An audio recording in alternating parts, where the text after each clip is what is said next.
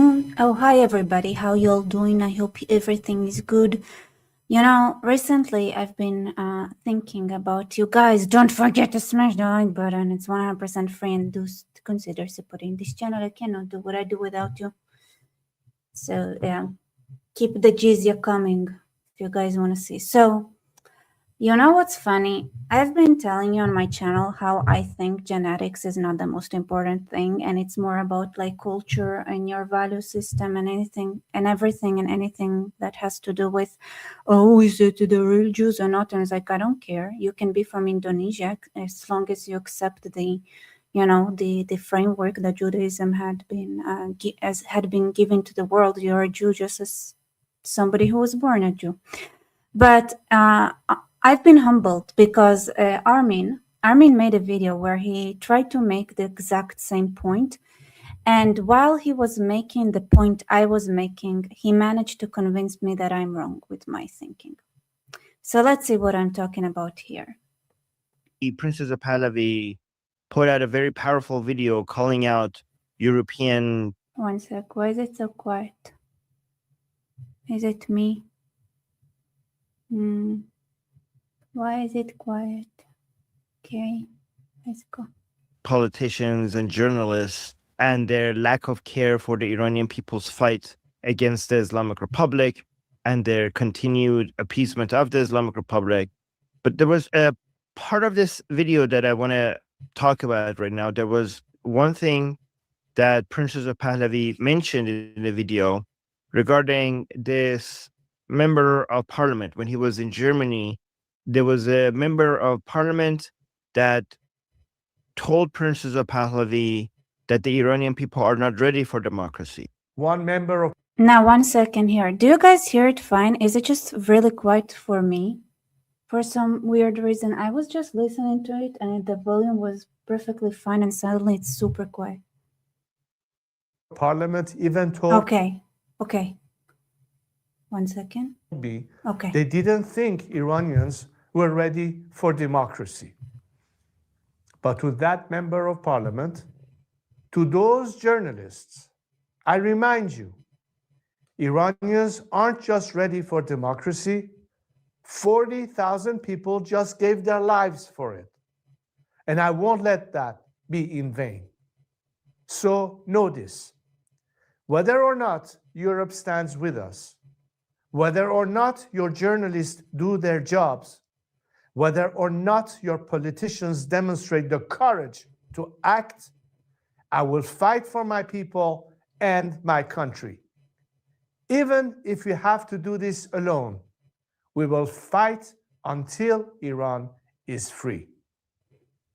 By the way, it reminds me a lot. Do you guys remember the fingernails? The fingernail speech that Netanyahu had, where Biden was withholding arms. So Netanyahu will say we will win even if we have to fight with our fingernails. Kind of reminds me of that.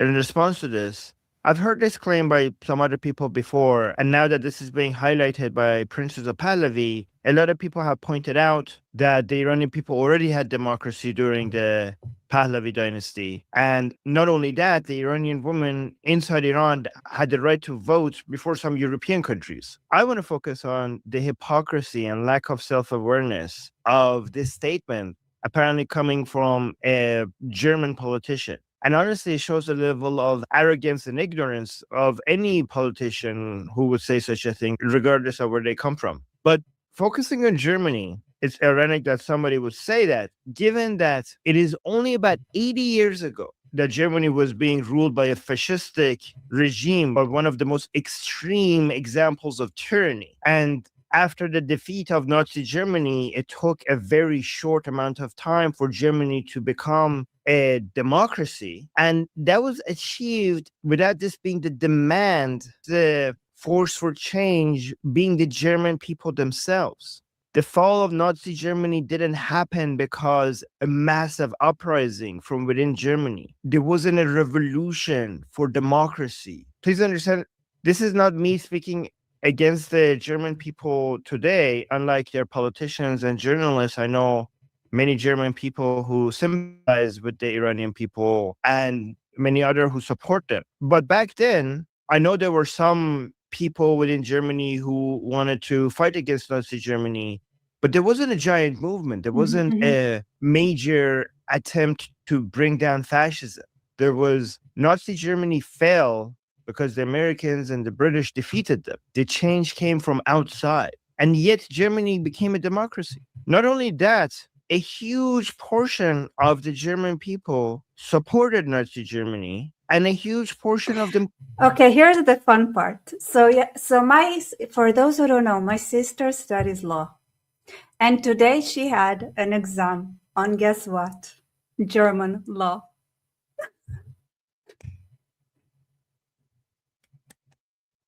And here's the thing, I was like, tell me about German law.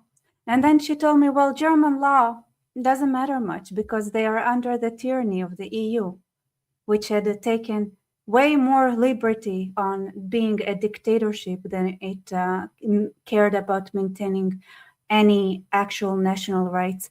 And then I asked, well, what changed since like the Nazi era? And she said, well, they added like this weird concept about equality.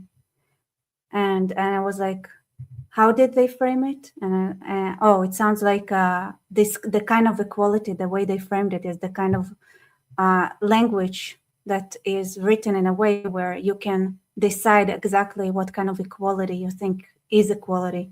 And if somebody is equal less, you're going to treat them as if they're equal less. And if somebody is equal more, they're going to be treated as if they're equal more. And here's the thing, right? So that led me to the thought, Armin, the problem is that maybe Germany never learned how to be a democracy.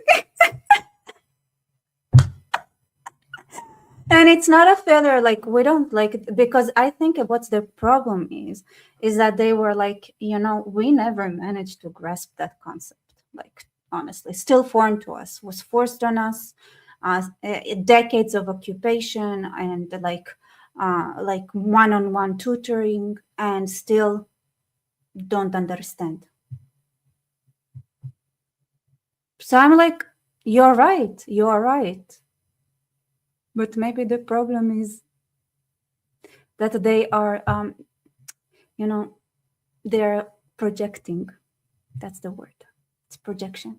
Continued to support Hitler after the fall of Nazi Germany. So this was the mentality, this was the philosophy, this was the values of a major part of Germany. And yet out of that... let's not forget that half of Germany had the Stasi. That was famous for being so meticulous. They had outperformed the KGB. Good job. Hypocrisy. I think the reason why this member of parliament thinks that Iranians are not ready for democracy is because they're Middle Eastern. And it's interesting because you have Europeans who have... You see, why assume the worst case scenario if you can assume the worst case scenario? How about instead of they are thinking that Middle Easterners cannot be doing democracy, maybe they're just projecting the fact that Europe just doesn't know what democracy is to this day. It's a foreign concept which we struggle with immensely and cry over every single day. Supported fascism, who didn't do an uprising for democracy. Democracy was brought to them by Americans, by the Marshall Plan, and democracy was forced upon them. And apparently because they're European, they are ready for democracy. But the Iranian people who have already had democracy, who have bled for democracy, who are fighting for democracy, who are shouting. You guys, the best part is when Armin actually explains what democracy is. And then you'll see that, well.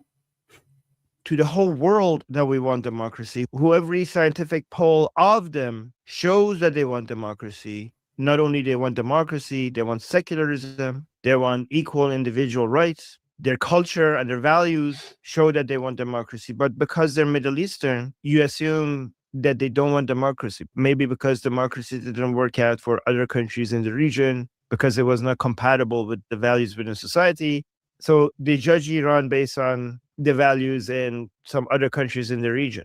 And putting it side by side and comparing them shows how ridiculous this is. You had millions of Iranian people coming out into the streets, sacrificing, risking their lives, and tens of thousands of them sacrificing their lives for democracy, looking at that and saying that they're not ready for democracy, while being in a country where a major part of them supported fascism and only became a democracy because this was forced on them because they were defeated. They were ready for democracy. We don't even have to theorize. We saw that they become a democracy. Yeah, I'm making it. So they didn't. All right. So my sister did an exam on German law today, and the conclusion is that actually, it's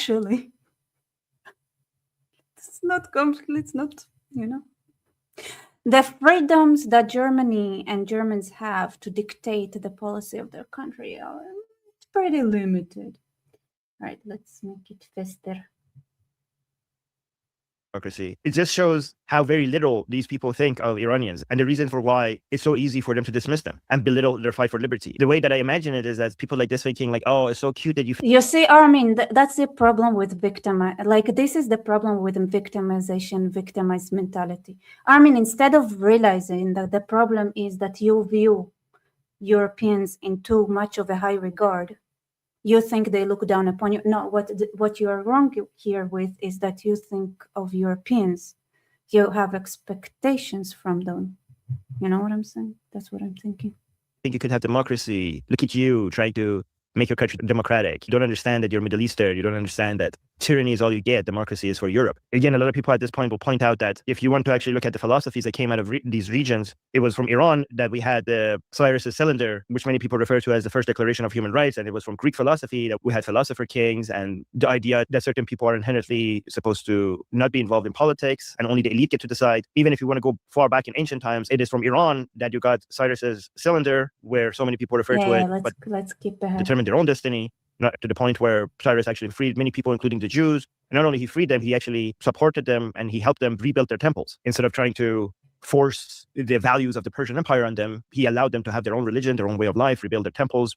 But when it comes to Greek philosophy and Roman philosophy, you have this idea that certain people are inherently slaves, that they're barbarians, that they're meant to be ruled over and be slaves. In fact, Athens' main economy was slave trade. So here we have Cyrus the Great being famous for freeing Exactly. people. Nothing changed. Now they thought that they can bring the Turks to be their slaves. They thought they can be immigrants to be their slaves.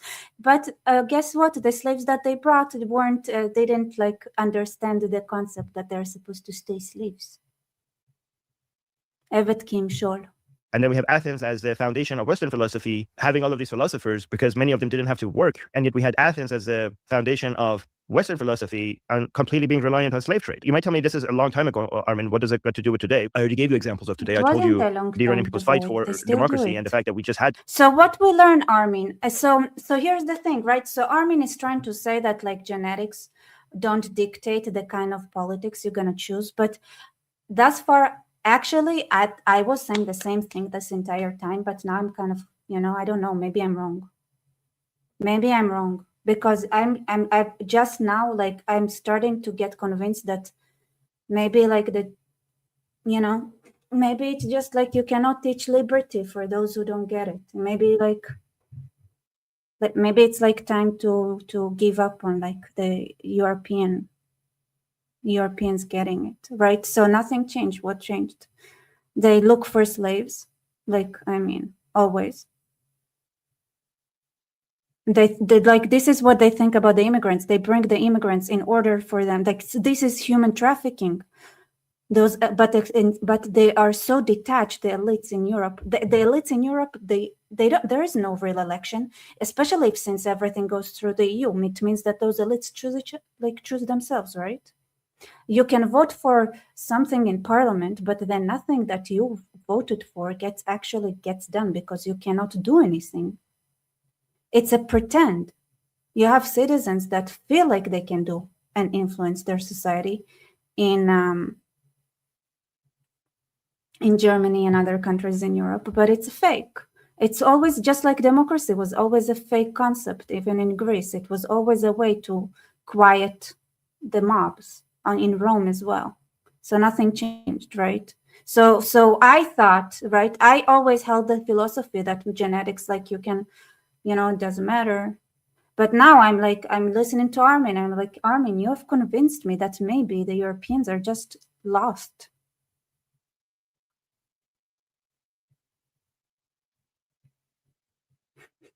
Lost cause. And you guys, believe me, like there is beef, right? The Europeans decided to, they are now that they had removed Viktor Orban, I think they're under the impression that they can sanction Israel and go back to their good old ways of looking for slaves and punishing and persecuting the Jews while pretending to be better than anyone else, enlightened.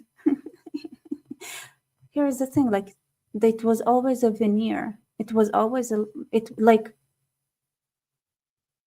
unless like America is like looking at the Europeans like that with their eyes open, the Europeans are not gonna F up. They're gonna F up. Maybe it is genetic. I always thought it has nothing to do with genetics, but now I'm thinking maybe something is really wrong with the Europeans genetically. I think the problem here, Armin, is that because you have such a victimized narrative in your head, you're so used to being looked down upon that you have forgotten that you are wrong conceptually. It is the Europeans that are, they are the barbarians. Like they are not the cradle of civilization. It's like an afterthought, of civilization. That's Europe. And now for all the Europeans here, and I'm being very mean right now, it's you need to sometimes you have to be the punching bag. Sometimes you have to manage that. Because if there is somebody who gets, do Europeans, how Europeans react to them being made fun of? I'm just curious. Because my experience is that their egos are way bigger than their achievements. The moral judgment they play in the entire world is way greater than the moral judgment. Like morality is not their thing. Their morality is not their thing. Let me say it like that. Morality was never a European thing. Democracy just 57 years ago. But the reason why I also bring up our ancient history is to challenge the idea that there's something within people's DNA, or if there's something within their essence that inherently. I'm Middle Easterner. I'm not a European person. I have a master in law and work with law, so not much of what you say is true. Well, feel free to argue with me here, Peter. I'm looking forward to your counter arguments. In fact, I find it funny, and I find it necessary that sometimes Europeans would also need to present their case. Because right now, you're making the entire world present their case, but not. Where's yours? What's your case then? Where are your seats? Because I don't know, Sweden is the rape capital. I know people that all their every Swedish friend they have who is a female got raped. All of them, 100%. Every and each one of them that they met. So I wanna hear. Let me know. Prove me wrong. Makes them want democracy or not want democracy. And by showing the long history of this, I just wanted to challenge that idea. Whether or not a society is democratic or non-democratic at any point in time is not just dependent on the values of the people within that society. Oh, you're saying the point is that you are not ruled by the EU as much as I know, by the way. I don't think that you are ruled by the EU. I think you choose it. Like there isn't something there that is not consensual, right? I don't think so. Except the women that get,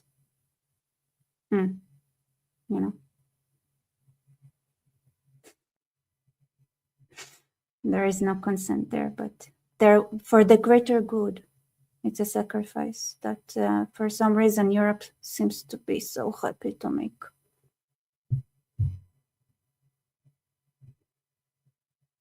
Do I think the EU is to be blamed for everything? No. I mean, Germany rules the EU, so German law is the EU, as far as I'm concerned. There are geographical reasons, there are economic reasons, there are other powers beyond your borders that causes the political structure of your country to go in one direction or another. The values within the society are obviously important and it has an influence, and we don't want to completely dismiss the responsibility. By the way, speaking of EU as a socialist idea, guess which party was a socialist party? And what economic system remained after the downfall of said party?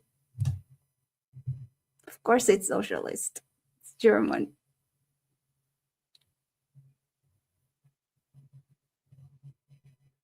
Of the Iranian people for us being where we are right now, but we have to fight against this dangerous idea that there are certain people that a society that is calling, that has signaled in every way possible that they want democracy and that they're fighting for democracy and they're willing to pay a price for democracy to come out and maybe the word shouldn't be democracy. Maybe that's a problem. You know, they are not ready for democracy. There's something fundamentally wrong with these people that makes them incapable of becoming a democratic society. I don't know what's going to happen in the near future, but it's very important to remember that. So what I'm drinking is iced tea mixed up with water. That's what I'm drinking. Don't tell bullshit. Oh, I can tell as much BS as much as I want, sir.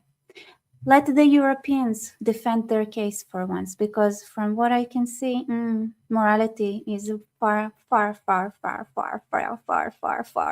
from something that they can judge on. And believe me, just to balance it, I'm going to show you how the Europeans behave.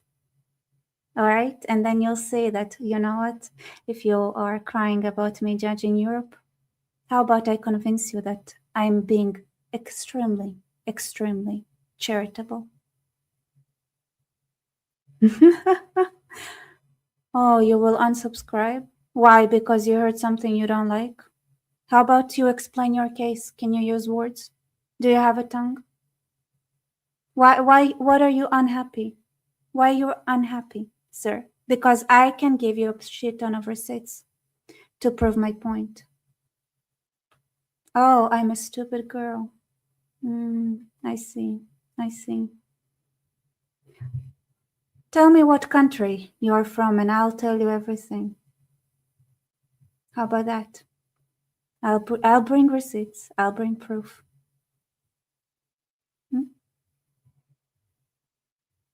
Psychs, thank you so much for giving me coffee. Fight for immutable principles. Amen.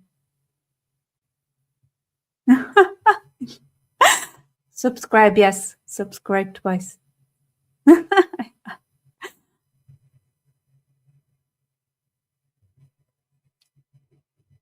Here's some honesty. In Europe, our children have been controlled by Marxist teachers, and any sensible resistance questions get kids punished and even families investigated by the thought police. Guys, by the way, everybody, what country is Marxism? Who hosted Marx?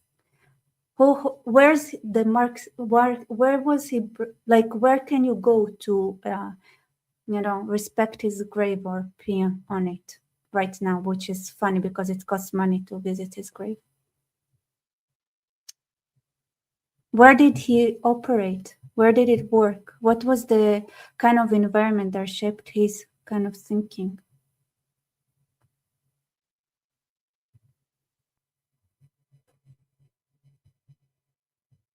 Big changes could happen very fast. Between 1935 and 1945, most of that time, if you look at the map of the world, you would have thought that classical liberal democratic values are about to go extinct. Like, most of the world was under either Nazism or communism, was being ruled either by Nazism or communism or Japanese imperialism. And you would be justified to think that the era of Enlightenment values are coming to an end. And this idea that we could have the people themselves decide their own destiny was a naive philosophical dream coming out of the age of Enlightenment. And now it's time to go back to what Sweetheart, nothing changed.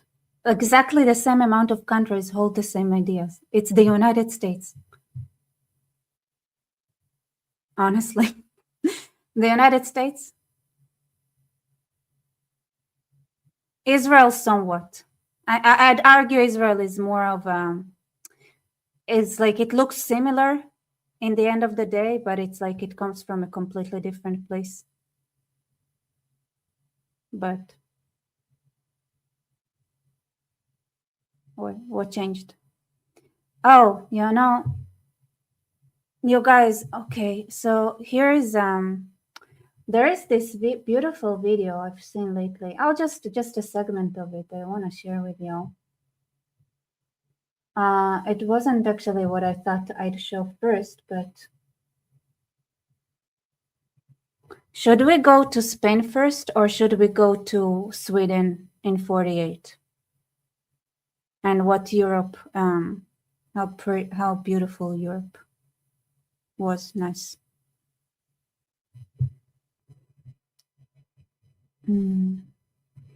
Rebecca, Germans and Brits are genetically similar. We're all genetically similar, okay? Nobody here didn't F each other. Come on. All right, Spain. I can actually do like, okay, I say more Spain than Sweden. But I'll go back to Sweden. All right, mostly Spain. Okay, let's go. So I saw this article, and it's gonna be mixed languages, but it's mostly like gonna be understandable. So I think it's all right. All right. So here.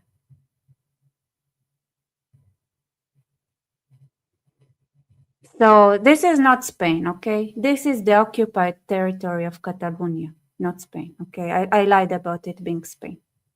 Ve por la noche con esta bandera, a ver si tiene huevo. Pero ponen aquí. How many do you guys speak Spanish?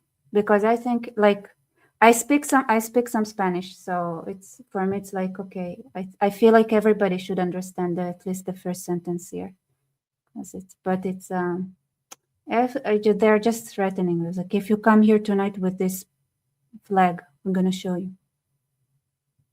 Ve por la noche con esta bandera, a ver si tiene huevo. Pero ponen aquí y lo flotan.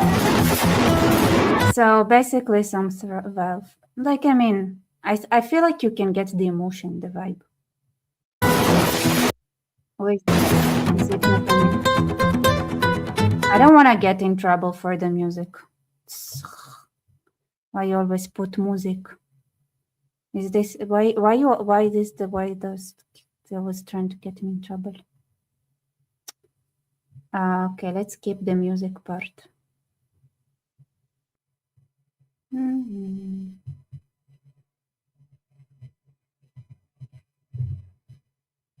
Okay. Okay, it's like, okay, so we're gonna make it silent until we get to the point where they actually say something. Okay, so this is the pro-Palestine. Oh, it's in Madrid right now? Oh, it goes between the occupied territory of Catalonia and Madrid. So, oh, this is beautiful. Listen what she's saying. This is beautiful. Okay. מבחינתם החזק זה ישראל, החלש זה הפלסטינאים. No hablo nada, os he cogido manía a todos los judíos. I'm not talking to you. I can't stand you. I can't stand all of you Jews. Beautiful. All right. Necesitamos el documento. ¿De quién? De todos. Adiós, España. כמעט 50 מיליון תושבים חיים בספרד, ואת השם ישראל הם מכירים היטב, מהערים הגדולות ועד הכפרים הכי נידחים במדינה. הממשלה הספרדית יוצאת שוב ושוב. I wonder if there's an automatic translation. What do you guys think? Would there be? Subtitles, Hebrew auto-generated, auto-translate, English.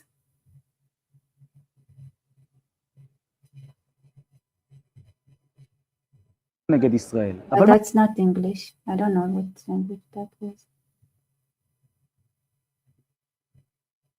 It's Abkhazian. I have yes, this we went to war with Abkhazia. Come on, where's English? A, B, C, D.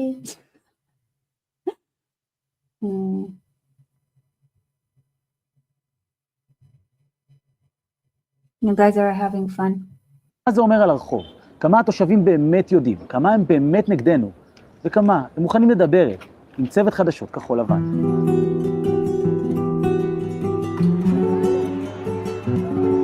Why music? Why? Why you do this to me? ¿Hablas inglés? Sí. Can you translate? I know. You know what's gonna happen? Every piece of music it's gonna get like I'm gonna get demonetized, and then I'm gonna have to remove that sound bites. I know what's gonna happen. Well, it's in the future. The sign? Catalan. Hi, it's in Catalan? For me, it's okay. It's okay? Yes, of course, I think. You support Palestine? It's a personal opinion, but yeah. Can I ask you about the flag? You don't recognize the flag? I recognize. I want to ask your opinion. No? Okay. בהתחלה התחושה הייתה שלא רוצים כל כך לדבר. Where are the subtitles? Like is it like randomly? איתנו על הנושא, אבל אז הבנו שצריך לעשות משהו אחר, Where did אולי they נועז go? יותר.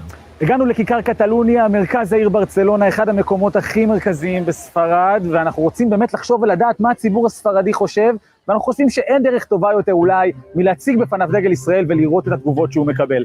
אז קנינו בדיוטי והכינותי מראש דגל ישראל, אנחנו נפתח אותו ונראה מה התגובות שאנחנו מקבלים. No, I'm sorry. This is not the funny part that Mexico has a Jewish president and El Salvador has a Palestinian president. What's funny is that the Jewish president is anti-Israel and the Palestinian one is pro-Israel. That's the funny one. That's funnier.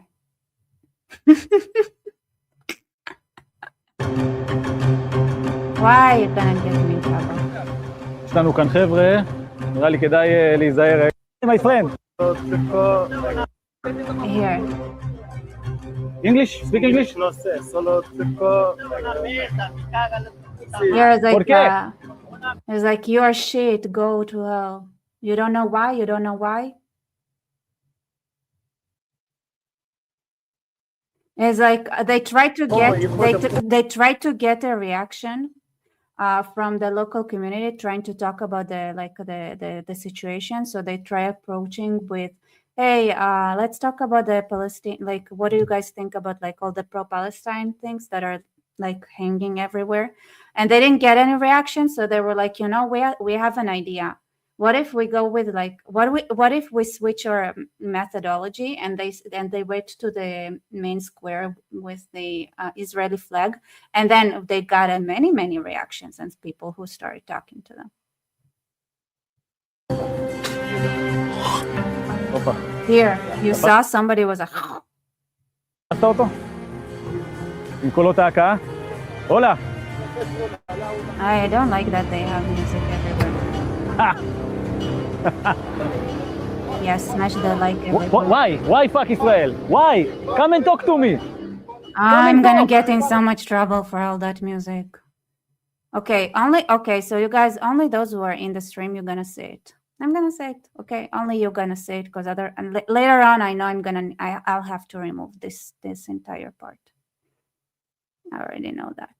So you guys enjoy it. Enjoy it. Enjoy it while you can. It's gonna be deleted.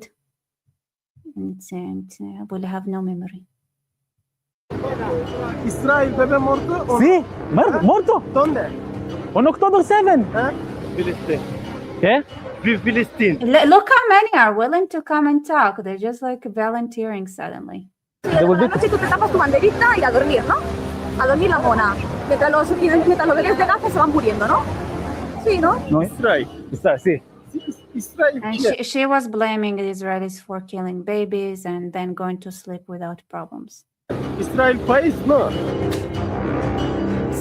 So this is what it's like. They just, nobody wanted to talk to them about the situation, but when they brought up the Israeli flag, everybody suddenly were super interactive. הרגע הכי גרוע ביחסים בין ספרד לישראל. מאז שהיו יחסים. מאז שהיו יחסים. זה ממש בצורה שהיום אין שגריר רשמי בספרד ואין שגריר רשמי בישראל. אני גר בארץ 20 שנה, אני לא זוכר תקופה כל כך קשה, אפילו לא באינתיפאדות ולא כל מיני דברים. Yes, support this channel. Send super chat. Thank you. I'm doing this video. This video is going to be only for you. Anyway, basically, a lot of people are very keen on sharing their thoughts on Jews and Israel and in general, like, you know.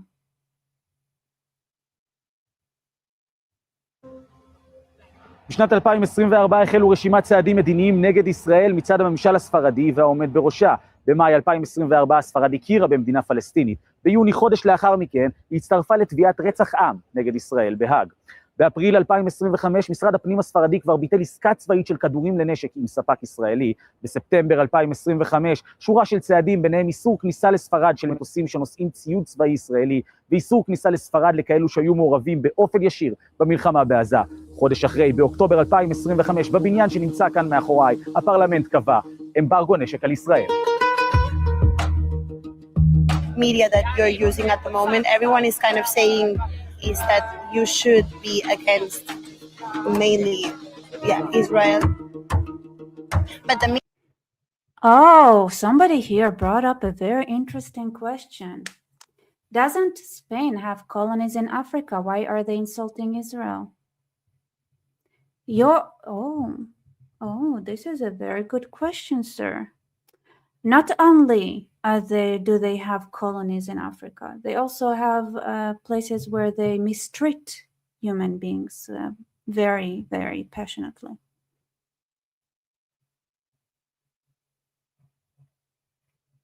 Yeah, okay, I'll take this sign off. So basically Israel saying that, did you guys manage to grasp that point here? Is it or was it fast? Okay, I'm gonna take off the sound and just tell you what it's being said. I agree, it's the best way to go. So basically, May 2024, Spain recognized the Palestinian state. June 2024, they joined the Hague, the ICC, going against Israel. April 2025, they cancel the weapon purchases with an Israeli company. September 2025, limits entry of soldiers and limits doesn't allow any the usage of their airspace and their ports for shipments, army shipments. And October 2025, there is an weapon embargo.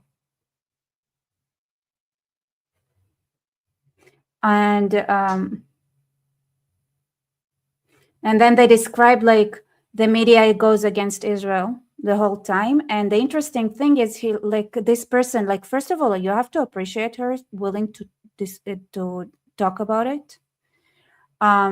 Because that's rare, right? She's simply explaining the media is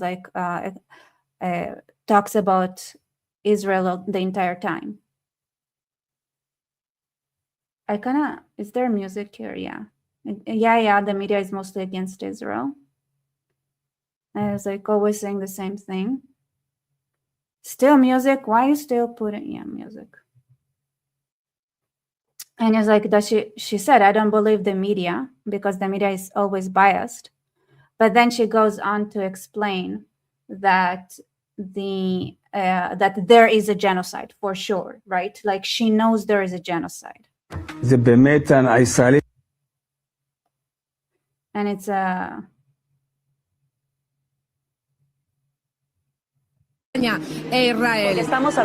why the music the entire time? I can't.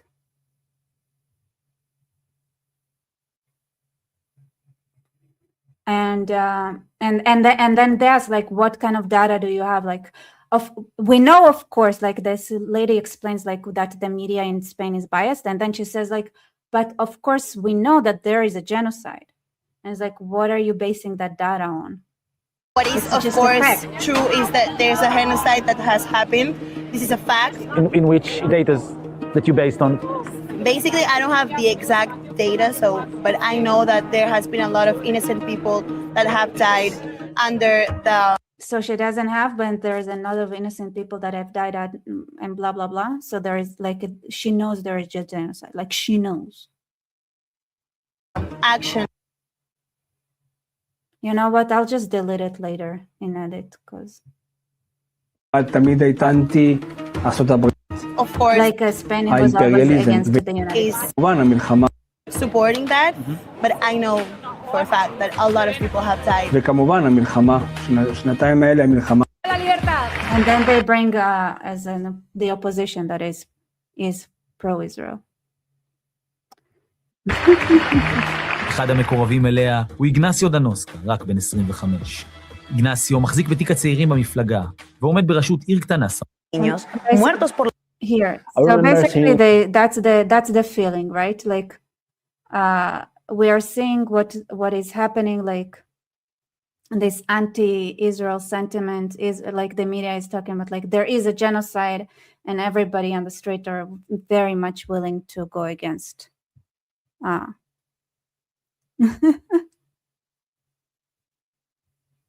Why is Shana angry? Shana angry with me?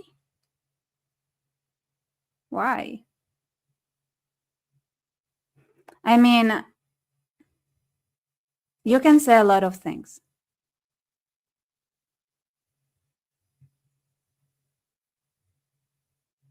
So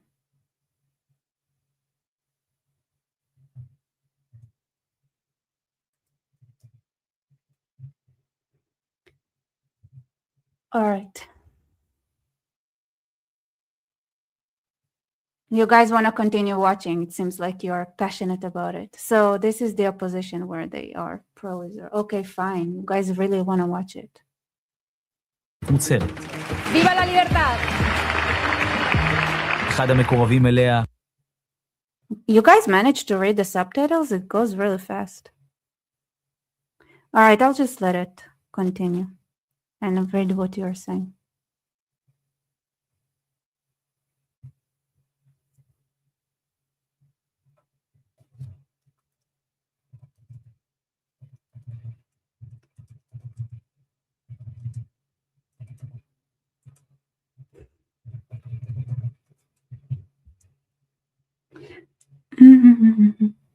You're 14,000.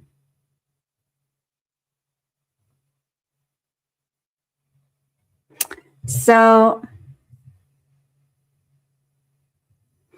all right, so basically to sum up the video for everyone over there is basically brainwashed by propaganda and also don't know how to think. Okay, so now where's the Europeans that think they're so great and wonderful and beautiful? So, so here's the thing, right? As an Israeli, like, I can say whatever I want about Europe. Honestly. Like, there is an entire campaign of smearing. Like, what is that? Like, why is it okay for Europeans to be so disgusting and vile? So, that's the reality. And so I have to continue. I mean, the reason I'm bringing it now, I mean, there is a lot of reasons, but there is a accumulation of things. All right, let me continue. Now, should we go back and have a throwback to Sweden?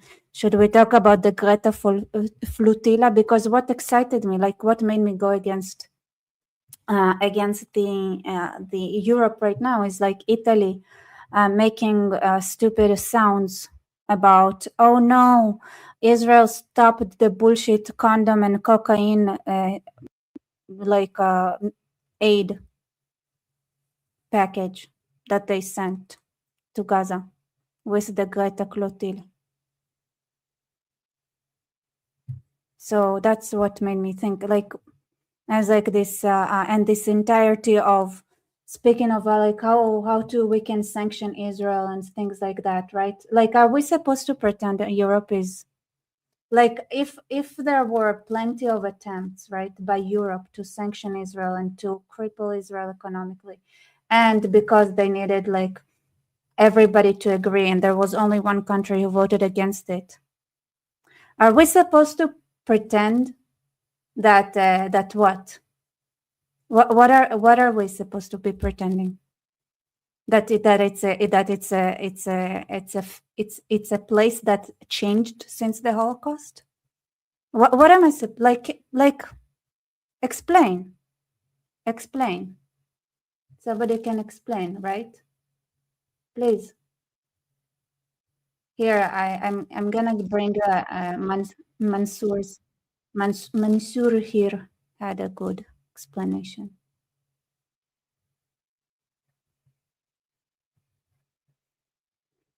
Um, 20 civilian ships carrying humanitarian aid to the people in Gaza who are being starved. Cocaine and condoms. That's the humanitarian aid. And living under occupation. We still don't know what happened to the peaceful volunteers kidnapped. Well, we know, had lots of sex parties, ran out of condoms, ate all the food, and right now they're doing backflips and gymnastics as Israel is deporting them back to Europe. You can thank me later, Greta. But we are hearing reports of arrests and sabotage of boats ahead of a storm. These vessels were in international waters between Italy and Crete, which is more than 1,000 kilometers away from Gaza. And this is yet another extreme escalation and a blatant violation of international maritime and humanitarian law by the genocidal apartheid state of Israel. Contact your government officials and the Greek Ministry of Foreign Affairs to demand accountability, protection for the flotilla, the release of our comrades, and the ending of complicity in genocide and apartheid. Free Palestine, keep your eyes on Gaza, and end the siege. Well, you can't make this up, guys. I'm not kidding. Right now, the flotilla again sent a sex party with young people just having orgies, doing drugs, eating all the food. And as they reach Israel, of course, Israel detained them, stopped them. This is an illegal, kind of breaking to the Israeli territory. And then Israel deported them. Meanwhile, they're doing backflips and gymnastics and high-fiving one another. And just, this is how morally bankrupt these people. They don't care about Gaza. They're not doing anything to actually help the situation in the Middle East. They're just a bunch of morally bankrupt narcissists. By the way, some of their leaders, like, Fiaggio, whatever that guy's name, the Brazilian guy, he was kicked out because of sexual misconduct, including Greta, by the way, who was also kicked out for sexual misconduct. And last, you see, this is why I'm a feminist. He got kicked out for sexual misconduct, and she got kicked out for sexual misconduct. This is feminism. Time they came, they had a big fight because the Palestinian Muslims on that ship didn't like the gay people on that ship. So you can see where this is going, but this is I'm not gonna lie, this flotilla does sound way too much fun. It is very good. Like, this is like a great advertisement. Like, who wouldn't want to go? What's becoming? And then I thought, like, why don't we do something fun like that as well? Like, have a flotilla to break the, I don't know, Spanish siege or something. Modern day European Western activism. They don't care about what's happening in Iran. They don't care about the Druze, the people, Christians massacred in Sudan and Nigeria. They don't care about deaths happening in the Middle East. They don't care about Lebanon right now fighting for their independence so they don't end up like Iran. They don't care about anything that is happening. All they care about is just having wild parties, lots of sex, lots of drugs, and feeling good about themselves as they go and do it. Look at this. This is Israeli, Ministry of Foreign Affairs, I guess. Misrad. What was that? Let's just see that for a second. This is in Hebrew, and this is the Israeli. They're just throwing these mattresses. You can't make this up, guys. It actually says a mattress in case of emergency. Mizron leshot chirum. So this is like mattresses that Israel gave them so they can sit. There's like bathrooms behind them. They probably gave them Beasley and Bamba again to feed these little kids.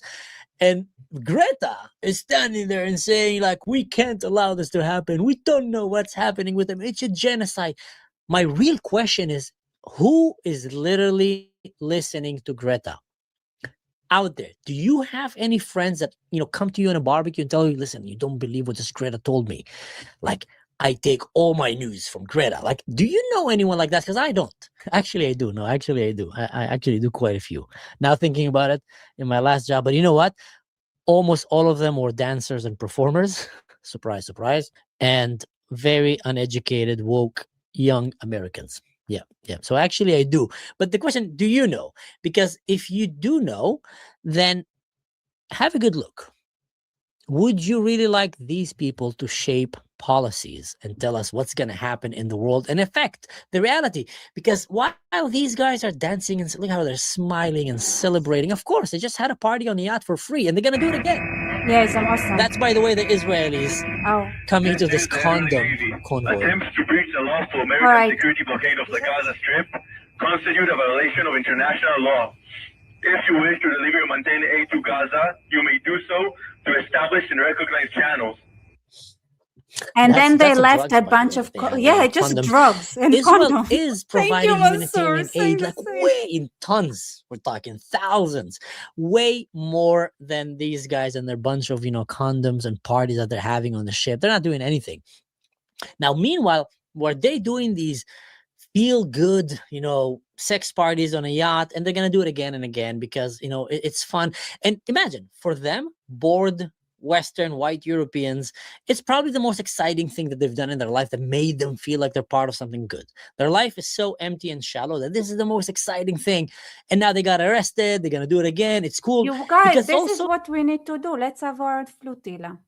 Yeah, Japester, that is a great idea. Like open a GoFundMe for your boat after you're able to buy a computer and maybe a router, internet today, this tomorrow. Yes, amen. You guys, yeah, we should do that. Where should we float to, guys? Like have a flotilla. risk-free. They're not. If they would reach Palestine, they will be killed. They will be slaughtered, executed, murdered, paraded in the streets, naked bodies spitting on them. We see what happened. We saw it happening. I'm not making this up. So luckily for them, Israel keeps saving them.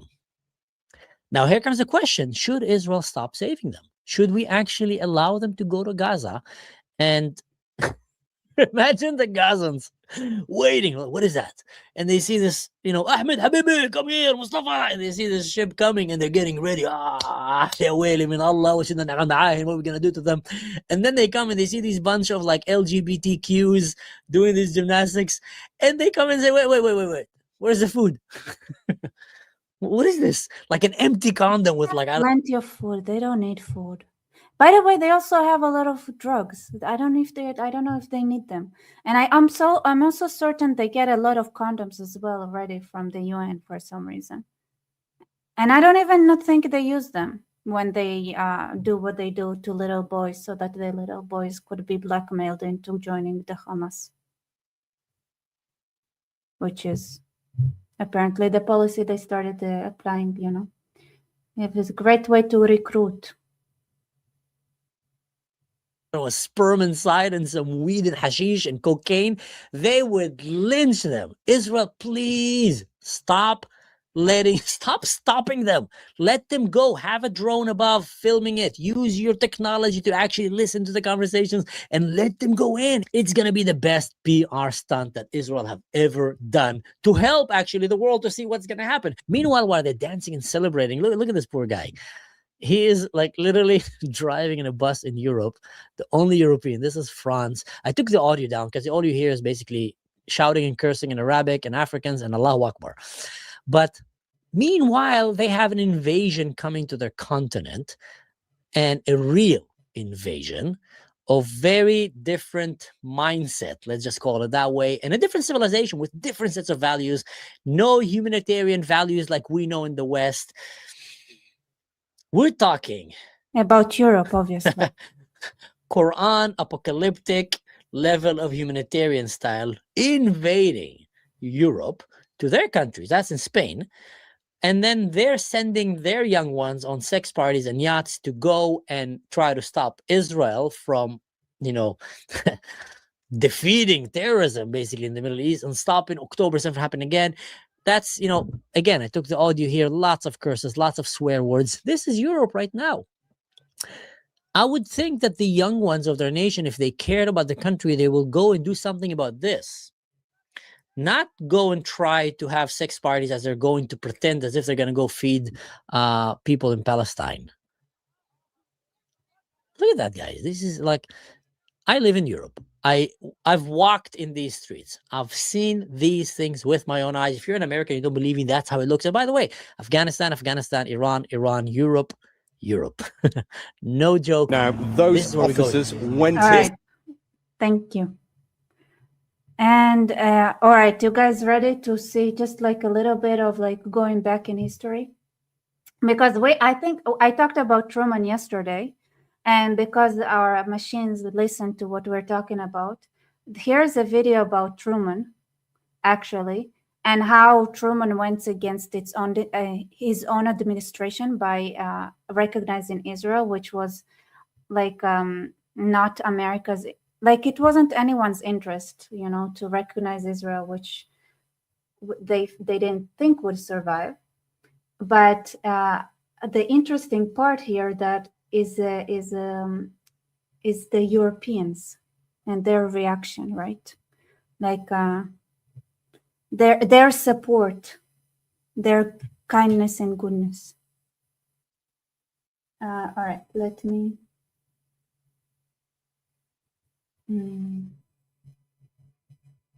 Here, I think. Okay, let's just watch.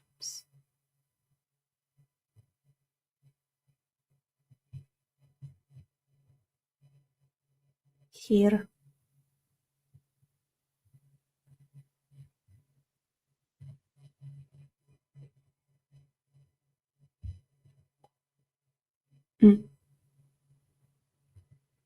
He could not lift the embargo without Okay. providing equipment. An office party had other sources of supply and the other did not.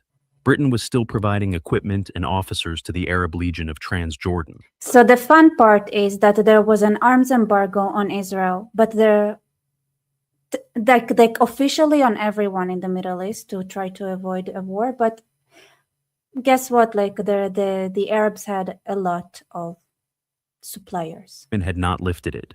He had not, in any formal documented sense, authorized the supply of American weapons to Israel. But Truman understood something that his State Department advisors seemed less willing to grapple with. An embargo that applied equally to all parties was not actually neutral when one party had other sources of supply and the other did not. Britain was still providing equipment and officers to the Arab Legion of Transjordan. Egypt was drawing on stockpiles accumulated during the Second World War. The embargo was functioning as a policy that disadvantaged the side America had just recognized, while the other side armed freely from other sources. He could not say this publicly. He could not lift the embargo without triggering an open political and institutional battle with Marshall and the State Department and the Pentagon that would have consumed his administration at a moment when he had no political capital to spare. The 1948 election was months away. Oh, okay. Yes, it's very important to understand Europe. Yeah, I don't get it. The Jordan Legion had British officers. How did they feel about killing Jews 20 seconds after the Holocaust? To this day, they cry that they didn't finish the job. Not for a second did Europe regret it. The only thing that happened with Europe is that they lost the war. Do you understand? They are not different from Hamas. They're the same. Truman was behind in every poll. The conventional wisdom in Washington was that he was going to lose. He could not afford a public rupture with George Marshall, who was one of the most respected men in America. The man who understood this better than anyone in Truman's circle was Clark Clifford. Clifford was Truman's special counsel, a tall, polished lawyer from St. Louis who had become one of the most influential voices in the White House. He was 31 years old when he joined Truman's staff, and he had risen quickly because he understood not just the law, but the politics, the way decisions landed publicly, the way history would judge them, and the way the two were rarely as separate as the professionals like to pretend. Clifford believed in Israel. He believed in it strategically, and he believed in it morally, and he was not shy about making both arguments to anyone who would listen, including Truman and including Marshall. He was the internal counterweight to the State Department's realpolitik. Where Marshall saw oil fields and Soviet positioning and Arab alliance structures, Clifford saw a moment in history that would define what America stood for and who America was willing to stand. You're hungry for history, but you don't trust any source, was me. But I made the same video before, actually, so I know it's true. I can actually go back and show you my own videos if you want, and it's gonna. And I brought like source, like old documentaries and interviews with people that were there who say the same things. So if you want that, if you want like the primary sources kind of videos, then I can show you the videos I have on my channel. But I don't know. And with.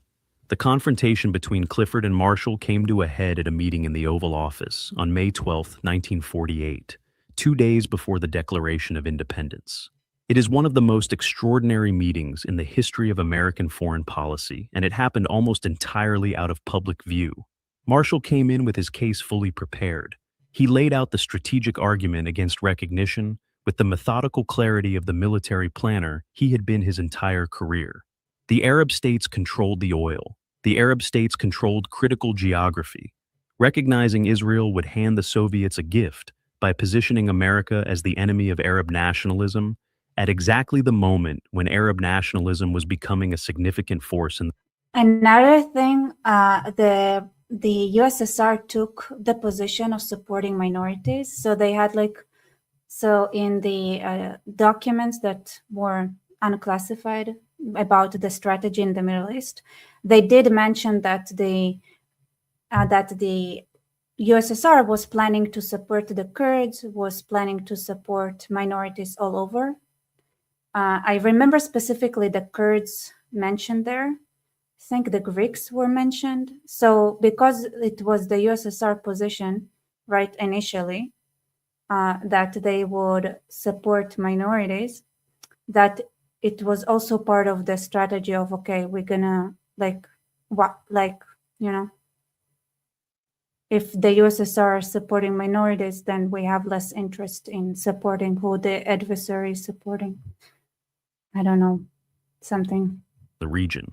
The professional recommendation of the State Department was to withhold recognition and pursue a UN trusteeship arrangement that would delay the final status question indefinitely. Clifford made the counter-argument.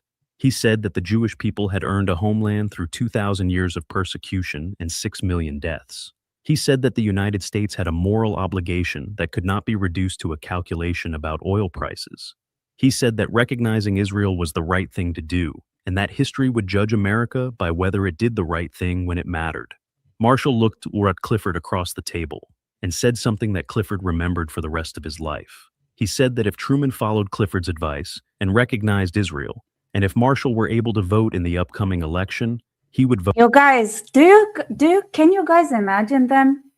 Can you guys imagine telling them about Operation Epic Fury? These Americans sitting down saying it doesn't make sense to even recognize Israel. Most of the American state was being against it. What are you doing? It's Truman and Clifford against the world. It's no. And by the way, what happens that the recognition that Truman gave, it was de facto, right? It wasn't. It's he just said, I recognize Israel. And once he did that, it's okay, that's it's recognition, but the official recognition came a year later or so, if I'm not mistaken. So it's, and yes, you're right, the minorities, the USSR supporting minorities was always just a way to, to have a foothold. And by the way, the minorities they supported, there is still a communist, very strong communist presence within the Kurdish political party, the communist, the PKK, they're communists. So it had an influence for sure to this day. That's it's true. He said it quietly and without apparent emotion, the way Marshall said everything. But the room understood the weight of it. The most respected man in America was telling the president that this decision was wrong enough that it would cost him Marshall's personal support. Truman listened to both men. He thanked them. He ended the meeting without announcing a decision. 2 days later, he recognized Israel in 11 minutes. So, Truman worked the space between the official policy and the practical reality with the reason he did imagine it took 11 minutes to make sure nobody would have time to say something about we're out of it, right? Before anybody opens their mouth and is oh, we chose to abstain. It's Truman's I recognize, jump behind, which is insane. And because especially if you watched me bringing like the way he spoke of Jews, he doesn't like, he spoke of Jews like people speak of dogs, like honestly, like not that far. I was like, oh yeah, those creatures. And yet, and this is what I'm saying, like, right? It's like everyone's like, oh, is an anti-Semite. It's like, I don't, like, you guys don't understand, right? You have to, like, you go to war with the soldiers you have, and you see somebody who, the way he spoke of Jews was not, like, and at the same time, he knew, like, he had the thing is, like, he had decency. He had decency, and he saw that the Europeans are more than eager to continue the job. And even the transition camps where Jews were withheld, the Jews were held separately from the rest of people. They were held, and it was after the Holocaust. They had worse conditions, and the Americans that were there managing the camps were treating the Jews badly. And he got the report and made sure that, like, it's that it, like, was like, this is not America, right? It's like, you're gonna treat everyone properly. So he understood, right? He had the decency. And by the way, here's like one of the things that happens, like Truman, he like when he finished like his work, he was poor. Like there was like, and it was embarrassing. It's like, okay, how can a former president live with no, like, be in a situation where he doesn't have money after his contribution to the country? So I think after that there was like a reserve or something that made sure that presidents would have like a decent life after they finished the job. I think it was Truman. So it was like was he like, would I say he treated Jews like when he spoke of, or when he even tried to describe the situation between Israel and like the Arabs, the Jews and the Arabs, was he fair? Was he like not biased against the Jews? No, he was biased. And yet, like, it's like it's even that woman, that girl, right, that said like, oh yeah, the Jews, like, there is a genocide in Gaza. But the fact that she was down, like the fact that she was sat down, what she is willing to communicate, she's willing to talk, right? It just, you have to grab whatever elasticity people show.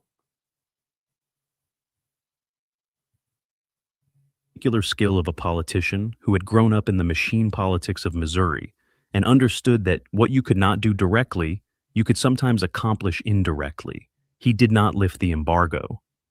But he also did not pursue the enforcement of the embargo with the vigor that his State Department wanted.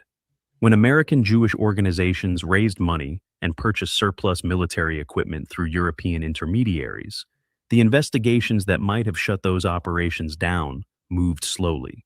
When former American military pilots volunteered to fly for Israel, the prosecutions that were theoretically available to the Justice Department were not pursued with urgency. There was a man named Adolf Schwimmer who was central to this story. Schwimmer was a former TWA flight engineer who had served in the Army Air Corps during the Second World War. He was a Jewish American who had decided that the survival of Israel was worth risking his own freedom. In the months before and after Israeli independence, he organized a network that acquired surplus American military aircraft and flew them to Israel through a series of intermediary stops designed to obscure the origin and destination of the flights. The aircraft Schwimmer and his network acquired and delivered included fighter planes, real fighter planes, not modified civilian aircraft. Czechoslovakia provided some of them, surplus Messerschmitt 109s of all things, the same aircraft that had flown for the Luftwaffe during the Second World War, now being flown by Jewish pilots against Arab armies. The irony was not lost on anyone involved. Schwimmer was investigated. He was eventually convicted of violating the Neutrality Act. He was fined. He did not go to prison. Decades later, in 2001, Bill Clinton pardoned him. I was asking to make it faster. Another thing, right? There is another story, which I hope it's not the same one, but there was this guy who managed to smuggle planes to Israel by pretending that he's making a movie. So he smuggled them from Britain to Israel by saying, yeah, we're filming a movie. And then he just took the planes that were for the movie and just brought them to Israel. So, all right, faster, playback speed.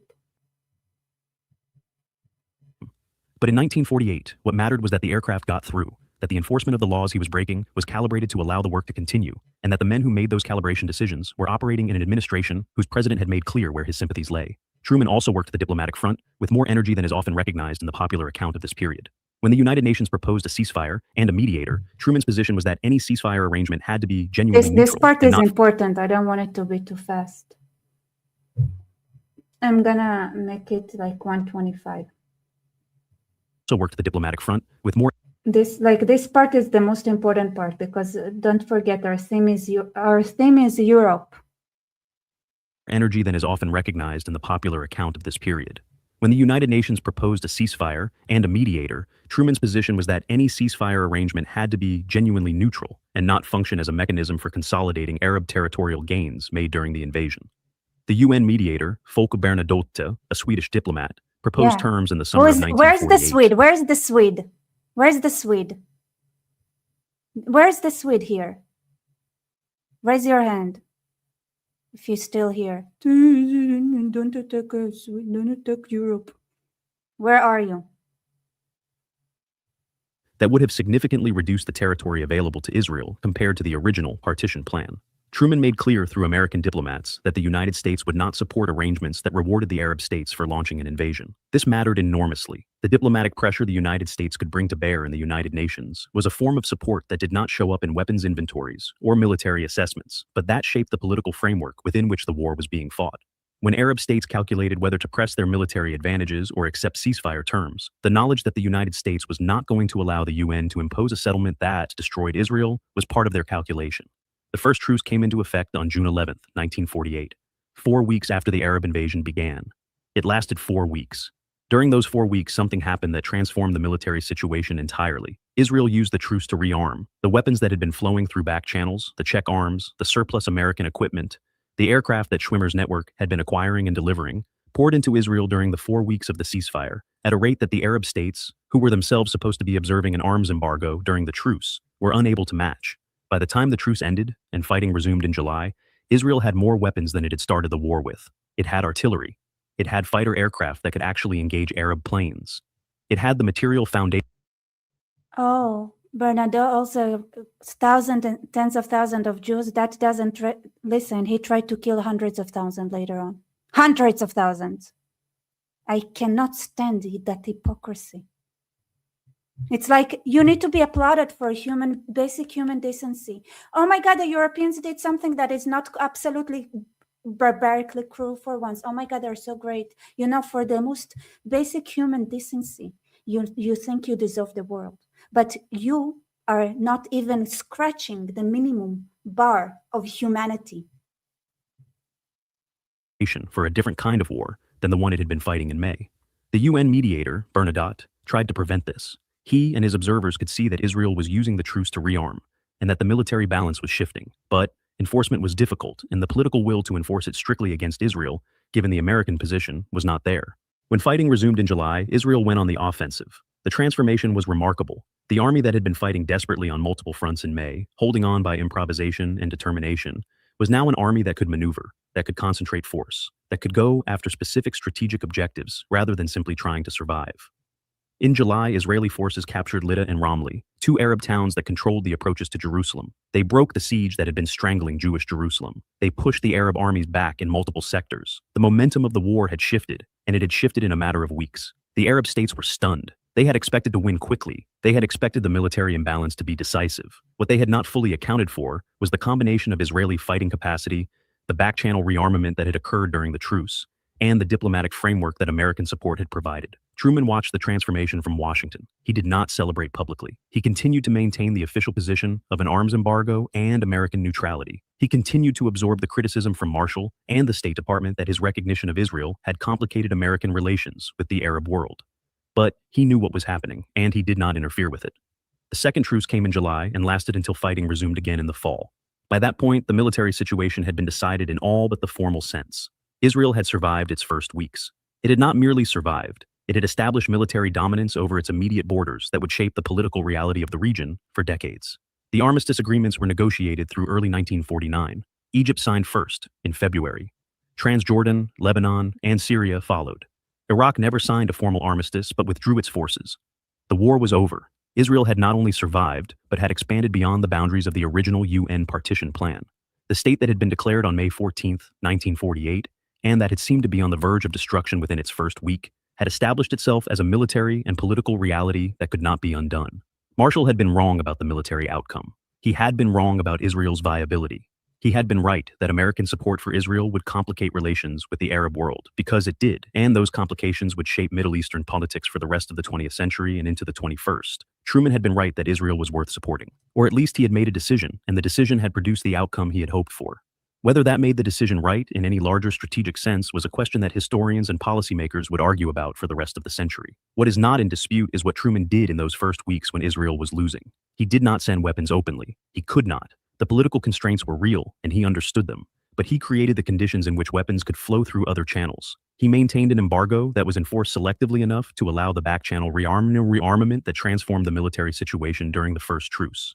He protected Israel's diplomatic position in the United Nations against arrangements that would have rewarded the Arab invasion. He kept the political framework of American support intact, even when his most respected advisors were telling him it was a mistake. He made it possible for Israel to survive long enough to rearm. And rearming is what won the war.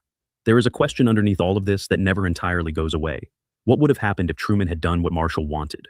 If he had maintained genuine neutrality, enforced the embargo strictly, stayed out of the diplomatic battles at the United Nations, and let the military balance determine the outcome? The honest answer is that the military balance, strictly applied, probably favored the Arab coalition in May 1948.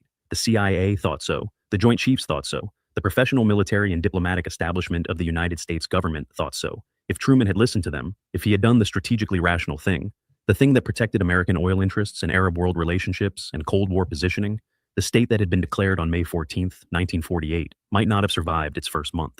A man from Missouri who had read the Bible his whole life and had a friend named Eddie Jacobson decided that was not acceptable. He found ways to help that were not officially help. He drew distinctions between what the policy said and what the enforcement of the policy would allow. He held the diplomatic line at the United Nations when it needed holding. He did all of this while maintaining public positions that gave him enough cover to survive politically in an election year.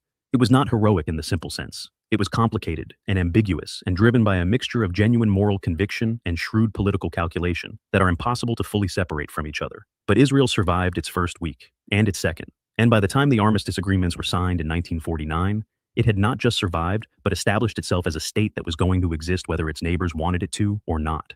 Harry Truman made that possible. Not alone, not directly, not in ways that show up cleanly in the official record, but he made it possible. If you had been sitting where Truman sat in those first weeks, reading the reports of Egyptian aircraft bombing Tel Aviv, and the Arab Legion tightening its grip on Jerusalem, knowing that the state you had recognized 11 minutes after its birth was losing the war, what would you have done? Would you have found the... Can you imagine coming, like going back in time and explaining that one day Israel and the United States would do an operation like Epic Fury? Like, how unlikely? Here, I'm gonna show you a couple of clips, just randomly. This is from my video that I made. And I said, what do you mean? He said, well, there are 40... Here. It's me explaining shit. To James Forrestal, who was Secretary of Defense. And he said, Clark, you just don't understand this. It's a question of arithmetic. And I said, what do you mean? He said, well, there are 45 million Arabs and 350,000 Jews. And the 45 million Arabs are going to push the 350,000 Jews right into the ocean. So he said, that's all there is to it. And Truman did it because of his... Ugh, why is this sound so weird? Oh, and I wouldn't let him in. But someone did come to see me, and he along. Of his own personal feelings. Dr. Sam Weitzman had been trying to get in all along, and I wouldn't let him in. But someone did come to see me, and he got in. This man with whom I was in business. And when it comes to Truman, he had a Jewish friend, and he was personally convinced to try to me. And Where's this girl? You talk so much. Let Truman tell his own story. Probably cut it to smaller pieces, not to get to avoid censorship. He came in, he stood around, didn't say very much, was as quiet as he could be, and I finally said, Eddie, what in the world's the matter with you? Have you at last come to get something? Well, because you never have asked me for anything since I've been in the White House and since we've been friends. Okay, but miracles happened, and the USSR and America agreed to recognize Israel. But America did it even though both the State Department and the Defense Department were against it. And Truman did it because of his own personal feelings. The speech that Ambassador Austin made at the UN came as a great surprise to President Truman. He was against the Jewish program almost entirely. Why does America support Israel? Reason number one, public opinion. Outside of the White House, Jewish supporters demonstrated. They feared that the United States was going to abandon partition and to support foreign rule under United Nations trusteeship. It was vital to get President Truman to hold fast to the partition scheme. You see, between the Holocaust and the establishment of Israel, Jews didn't have a home. A lot of them were not, they went from camp to camp, let's say it like that. I mean, one was more lethal than the other, but it was not a good look. A lot were just stranded in ships. Those who I want to find specifically. I want to find specifically the part where they talk us about Bernadette, whatever, because then you'd understand like how the proposal this peacemaker had proposed to Israel was actually an attempt to finish the genocide that the Europeans started. But I don't know why I'm struggling with looking for it. So, yeah. It was the right thing to do. America did it, even though both the State Department and the Defense Department were against it. Where is it?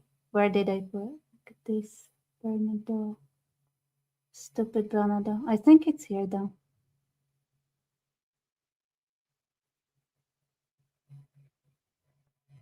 U.S. prestige in the Muslim world has suffered a severe blow and used. Our vital interests in those areas will continue to be adversely affected to the extent that we continue to support partition. While the governments in Arab countries have partially succeeded in restraining demonstrations against the Jews within their borders, in the case of open conflict, major massacres of Jews in Muslim countries would seem to be inevitable. We should oppose sending armed forces into Palestine by the UN or any member thereof for the purpose of implementing partition. We should also oppose the recruitment of volunteers for this purpose. In March 1948, prominent military strategists, including Field Marshal Montgomery, Secretary of State George Marshall, and Secretary of Defense Forrestal, were saying that the Jews would not be able to survive the imminent assault by the Arab regular armies. And in 1947, 1948, Truman should have known that the Arabs had literally... Here, this is what I was saying, that like...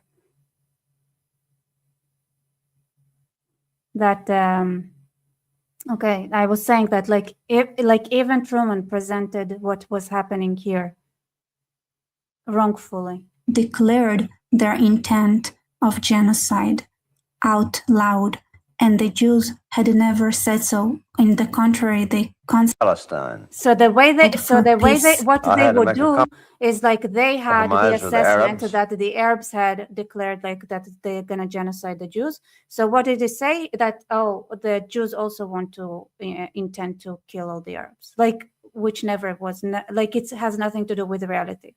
But it's like those it's those things, right, to make sure like you don't want to criticize the Arabs because they want their oil or whatever.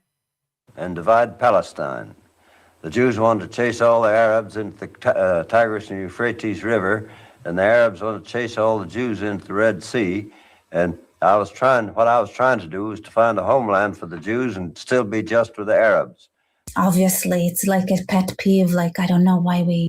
You know, Peter, he didn't represent Sweden, he represented the UN, whatever. By the way, Sweden in the beginning, like the Sweden was not, like we can go into Sweden. Sweden did not do great in the beginning of Israel, right? But let's put that aside, okay? He chose to cooperate with the Nazis. It was his choice. You don't have to. You don't have to negotiate for the Nazis. You don't have to. It was a choice he made, right? Like if you had to go and set up a situation where all the rest of the Jews that weren't killed in the Holocaust could be killed, would you do it? If you would do it, then you are an asshole. Why are the Europeans so lacking in their ability to understand morality? Like, why is the like, seriously, when it comes to Europeans, like the bar is set so low. It's like if you do something that is half decent, then it's like, oh my God, look, the Europeans could have done something awful, but they chose not to. Oh my God, good job. Oh my God. What am I supposed to, like, why, what are you, what? Like, for basic human decency, the Europeans are like, oh, you see, we're like assholes. Really, like the way it works is astonishing to me. It's like, oh, the Europeans are like, oh, look, the Europeans are almost like humans with a functional prefrontal cortex that manage to, to control their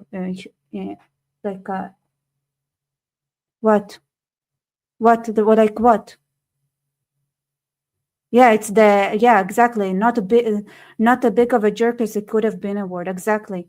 It's like, oh my God, Belgium, you had a decade where you didn't decide that your economy is based on how many severed arms you can get.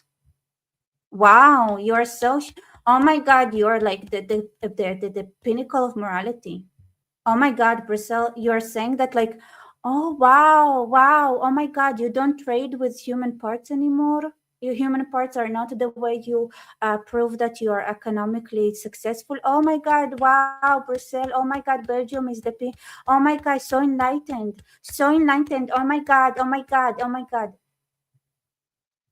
So, oh my God, Europe, you went through a couple of years without like genociding. Oh my God, wow. Not because they didn't want to, because you couldn't technically, Technically, it was harder. That's why. I was like, what? Another one? Here's another one. Oh my God, Europe. Oh my God, Europe. You're friends with the the Lebanese people told the French to F off because them and Iran are the same team.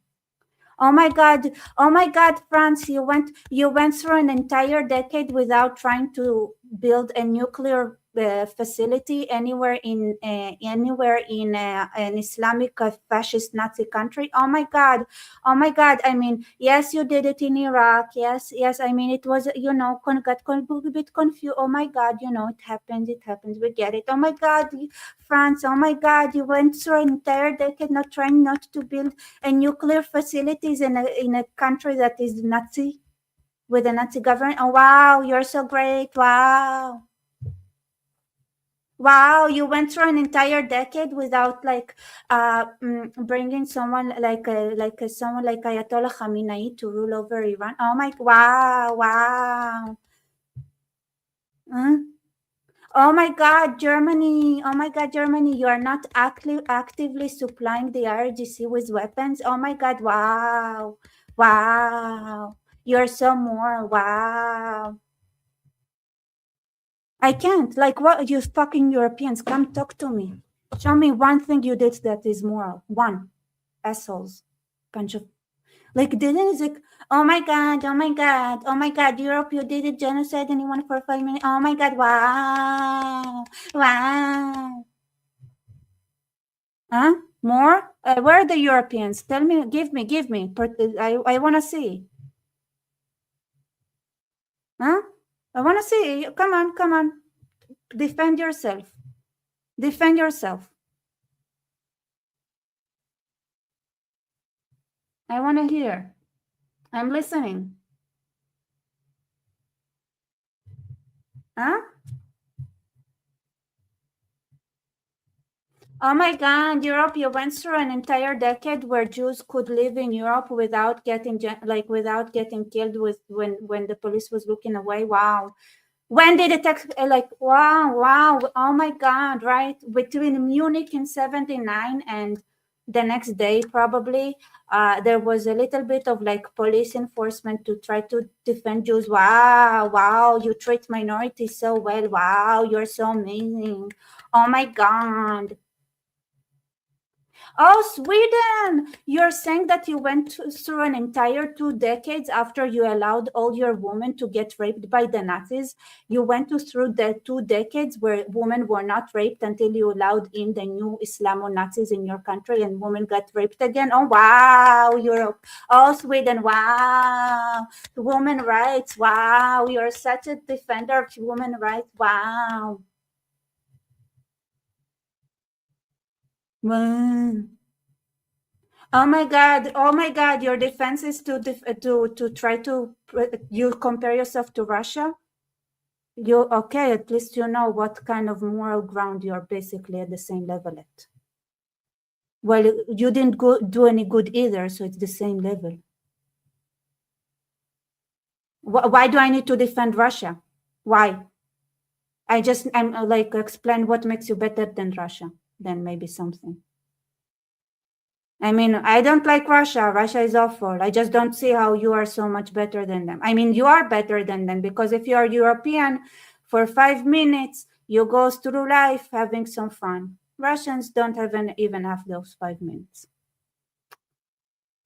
Speaking of you, because I'm Georgian. Oh my God. Like, let's talk about how Europe also EU, right? Oh, Georgia, come be part of the EU. We're going to protect you. We're going to be friends. And then it's like, oh, really? Ukraine, we care so much about, like, let's fight against Russia, except why is it that only Ukrainians are dying? Why are only Ukrainians dying if Russia is the enemy of all of Europe? Do you think if all of Europe actually fought against Russia that so many Ukrainians would have died? You little pieces of... No.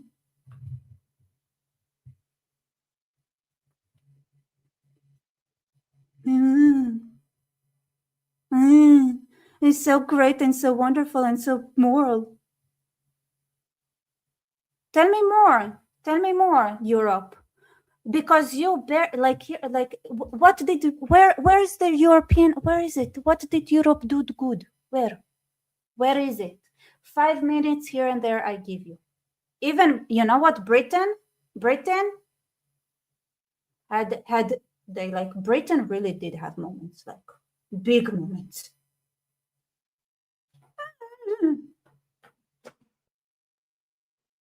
Honestly, like what? Like what? Like how long ago? When Spain was like, you know, it's like Spain. Like when did Franco finish? Like when did you turn into democracy? Like what, in the 70s, 80s? Huh? It's like Spain basically knows how to keep democracy. Now they're communists. Of course, after Franco fell down, the communists took over.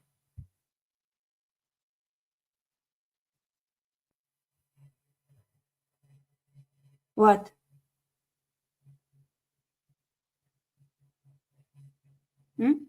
You're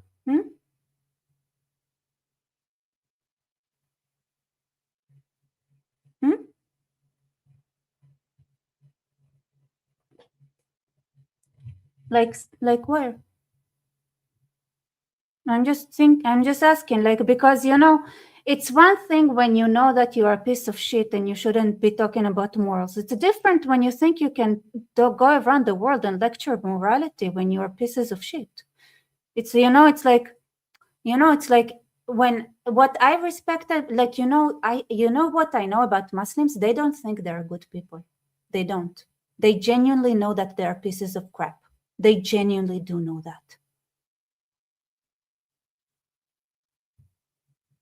Not, you know, maybe not the Afghans. I'm not familiar with them. The Arabs know that they're pieces of crap. The Afghans and the Pakistanis are like even worse. So they don't even know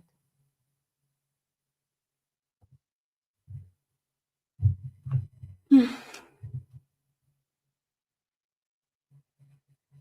Like, you know, it's like, it's one thing. It's like, yeah, if you were moral, right? It's like whatever, like.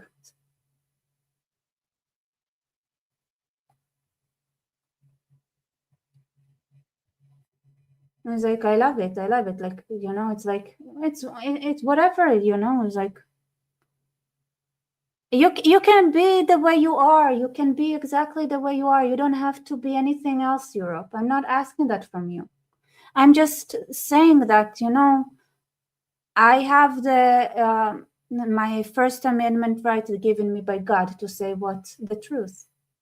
The truth is that you suck most of the time. Or at least there is a huge discrepancy between how moral you think you are and reality.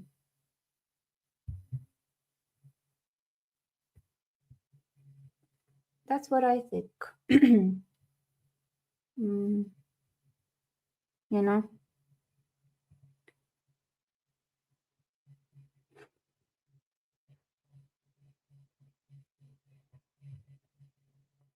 I read long ago that there is a thing that called the British Empire that did some good. The Brits did good, the Brits did do good things. It's not that they didn't. It's not about that. I mean, and also Britain is not Europe. There is a reason why the Brits were the only ones fighting the Nazis. The only ones fighting. There is a reason. And Denmark, by the way, Denmark is also different. It's not that they're like, you know, it's not that they're Denmark. I mean, even now, Denmark somehow with Denmark is a mystery. Denmark is a more complicated place. Michael Thelma, thank you so much. From America, I can't get enough of Europeans and the Euros. Thanks. Oh, let's talk about from America. That reminds me. Why not let the American speak? The American. Let's speak. Let's see what the American had to say. You talked about possibly pulling out some troops out of Germany. Would you be considering the same thing for Spain and Italy? I mean, they haven't been exactly on board. Yeah, probably. Yeah, probably will. Why should I? You know, look, why shouldn't I? Italy has not been of any help to us. And Spain has been horrible, absolutely horrible. You know, it's NATO. It's not even the fact that they're bad. It's one thing if they said nicely, or if they said, okay, we'll help, but the help's a little slow. But the level, and we helped them with Ukraine. You know, they made a mess out of Ukraine, a total mess. And we helped them with Ukraine.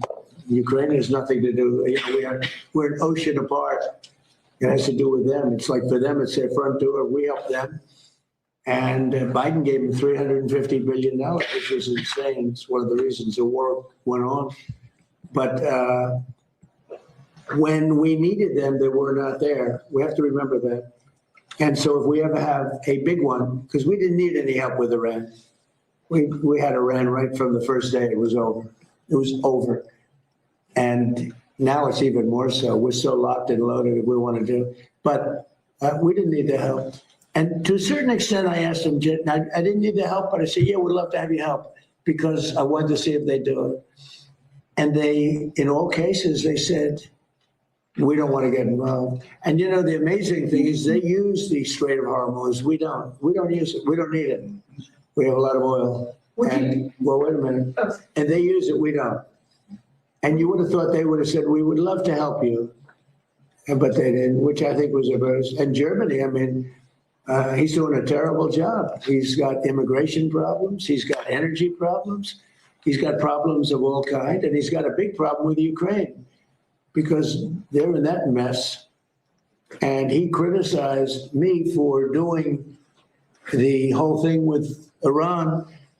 But I said, would you like to have a nuclear weapon in the hands of Iran? He said, no, I don't. I said, well, then I guess I'm right. He didn't have any answer to that. The bottom line is for this world, for our country, but certainly for Israel, the Middle East, and Europe, much closer, you cannot let Iran have a nuclear weapon. And if you agree that Iran can't have a nuclear weapon, which most people agree, almost everybody, it should have been done a long time ago. But if you agree they can't have a nuclear weapon, then what I did has been executed perfectly because our military has decimated them. Yeah. Yeah, so the American had spoken. The American had spoken. Listen, here's the thing, right? It's like something is very delusional with the way do I think the Americans are perfect? No. Do I think that they are better than China? Yes. And the truth is Europe is not protecting itself. It's like it's using, you know what drives it, like why I cannot stand Zelensky? Because I knew that the Europeans are gonna use the Ukrainians as as a living bullet meat, meat for the grinder. Like it was like they could have helped way more, like I'm sure. It doesn't make sense. Europe was like, if they're all threatened by Russia, why are they so willing to kill all the Ukrainians then? If it's such a threat, like why are they willing to let them die? Like is there nothing they could have done to maybe try to minimize the number of deaths? Or maybe if they stood together, then Russia would have felt like it wouldn't have attacked because it was more, I don't know, it was clear to them that it's like it's a fight that is too big or something. I don't know.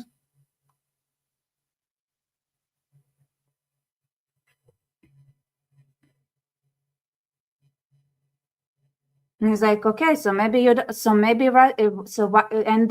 they keep buying oil from Russia, and they keep buying gas from Russia, and they find ways to bypass their own sections. It's like, and what they're doing, what Zelensky is trying to do, is to force the United States to continue funding the war against Ukraine, and it does it in the name of the Europeans. He does that for the EU. The EU is trying to, they're sending Zelensky, and they have those talks behind doors to wriggle the money out of the United States so that Europe wouldn't have to pay against the war in Russia. And it's like,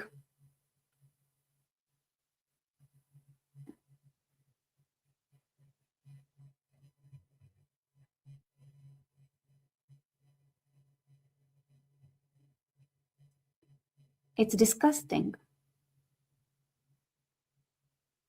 It's disgusting. And we saw how they talk about, like, how they treated Iranian refugees, how they treat them, what they do. Here's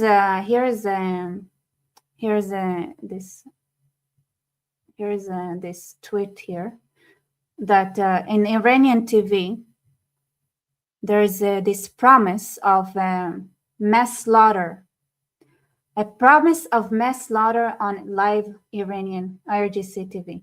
یکی از خواسته‌های به حق مردم این هستش که این کسانی که جنایت کردن، این کسانی که همراهی میکنن با Basically دشمن. promising to slaughter everyone who would resist them.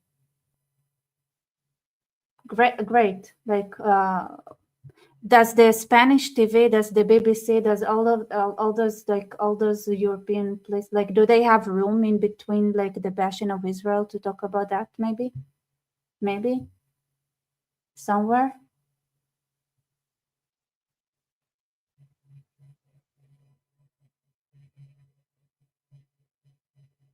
Here and is this? Look, here's another one. Italy's Prime Minister Meloni just escalated tensions with Israel overseas flotilla in international waters. You know, the one with the condoms and the cocaine. Italy activated its crisis unit after Israeli forces intercepted the global Sumud fleet. Sumud is, by the way, Sumud is like this stick. Like Sumud is like this narrative of like that the Palestinians are like unwilling to get off the ground. So Sumud is like getting like attached to the ground. By the way, if you wonder. Flotilla just 150 nautical miles of Crete. Around 175 activists were detained across 22 boats. 22 boats. I didn't know that, including 24 Italian citizens. Meloni called this unlawful and demanded their immediate release, in another sign of tension between the two countries. About 2 weeks ago, Meloni announced the suspension of Italy's defense cooperation agreement with Israel after 20+ years. Okay, fine. Great. I mean, sure.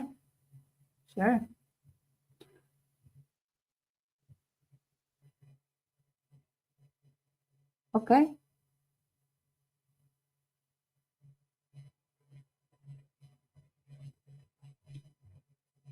No, I don't know. Whatever. Nothing happened to Meloni. She's just European. You know, it's hard for them to understand what's good and what's bad. It's not their thing. It was never their thing. All right. Actually, I wanted to show you guys that my friend started his channel. So I think we can finish with that so you guys can go follow him. There's like Egypt. So the channel is called The Brief. And you look for Egypt for Dummies 101. Egyptian foreign policy after October 7th. I just want to share that with you. And it's gonna be here on Monday. We're gonna have a conversation Monday at noon. So a lot earlier than usual. So very different hour than when I usually go. Basically. So just for you, because I want you guys to go follow him. Gonna share it. He just started. He's great, and he's gonna be here. To better understand Egyptian foreign policy, especially after October 7th, you need to first understand the Egyptian perception of national security. My name is Khaled Hassan. I'm an Egyptian-British national security and geopolitics researcher, and I was a member of President Sisi's first presidential campaign. And this is Egypt for Dummies 101, Egyptian foreign policy after October 7th. Egyptian decision makers fundamentally believe that their national security depends on a few factors. 1, no normalization with Israel. 2, keeping Israel preoccupied with war on multiple fronts. 3, no military adventurism. The Egyptian army remains focused at home rather than engage in overseas operations, such as military campaigns against the Houthis in Yemen. And number 4, economic independence for the military. Egypt believes that the military must be completely independent and have its separate, undisclosed budget and economic resources. This includes farms, factories, and companies of all sorts. Now, this is why, for instance, Egypt refused on multiple occasions to get involved in any campaigns against the Houthis in Yemen. It's also why they refused to... Guess how much money they lost? $10 billion. They lost $10 billion, which is a lot for Egypt. Even carry out any sort of military action against the Houthis when they disrupted maritime traffic in the Red Sea, which led to losses of over $7 billion for Egypt in 2024 alone. But most importantly, this is also why we now see Egypt recommending Lebanon opts for a truce or a ceasefire instead of a peace treaty with Israel. So Egypt fundamentally believes that keeping Israel preoccupied with enemies that surround Israel is crucial for Egyptian national security. Many would argue that this is due to some sort of fear of perceived plans of Israeli expansionism. But it's actually something far more sinister. This is mostly due to a deep-rooted belief that Egypt will eventually go to war against Israel, and that Israel, despite a peace treaty that has survived for over 40 years, remains the main threat to Egyptian national security. We see evidence of this in what Egyptians are taught in military institutions. For instance, shortly after October 7th, the former director of Egypt's Nasser Higher Military Academy, General Safwat El-Deeb, repeatedly claimed that Hamas defends Egyptian national security. This was no random individual. This was a man who actually led Egypt's officially recognized military academy for postgraduate and strategic studies, where all leaders or potential leaders of the Egyptian armed forces are trained and taught. This is the same Egyptian armed forces that actually receives over $1.2 billion from American taxpayers. And they teach basically their potential leaders and their leaders that Israel is the main threat for the Egyptian national security, which goes against the very fundamentals and all values of the American armed forces. So this is why a lot of people believe that Egypt is such a mystery and its foreign policy and national security policies are very confusing. It's mostly because they don't understand these four factors that I explained. So for instance, if you look at Egypt's economy, you're going to find that it's almost entirely dominated by the military and by the government. And that this is the main obstacle that stands against the development of the Egyptian economy. And it actually causes Egypt, to almost go bankrupt, because the Egyptian government is not willing to compromise on the economic independence for the military. So it would rather see Egypt and Egyptians struggling financially and economically than actually free the market and essentially privatize its government and military-owned companies. So again, these four factors represent pretty much the core foundation of Egyptian national security and also reflect on pretty much every aspect of governance in Egypt. I'm going to be exploring these four factors in depth, but again, this was Egypt for Dummies 101, Egyptian foreign policy after October 7th. Thanks for watching. Listen, every day that Egypt still exists and doesn't collapse, like with people starving in the street, is to me up. But a large Islamist movement that really does transform is a miracle, honestly. Ugh. Some sort of a large political structure. That's what we're So he's gonna be here on Monday, you guys. Hope you're excited. It's gonna be fun. Go follow him.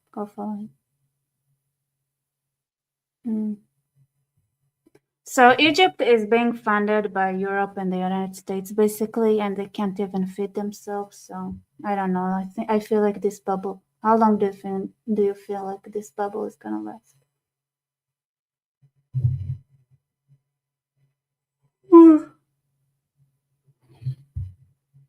Here's another one.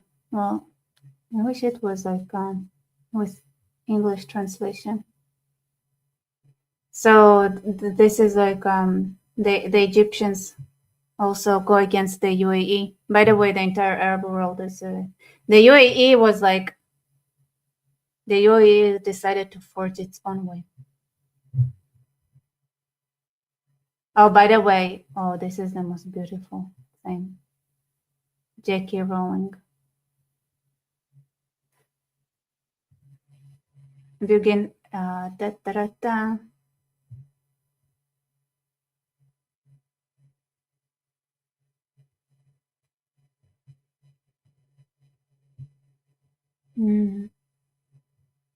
Check this out. J.K. Rowling. So, Zara Sultana talked about the stabbing of 2 Jewish men, Golders Ginfried, and is deeply shocking and stark reminder of the very real danger anti-Semitism poses in our streets. This is like classic European talk. It's amazing how fast like Muslims adapt to being Europeans. Because if it was like pure Muslim talk, it was really like Allahu Akbar, woohoo, dead Jews. But now it's like they're Europeans.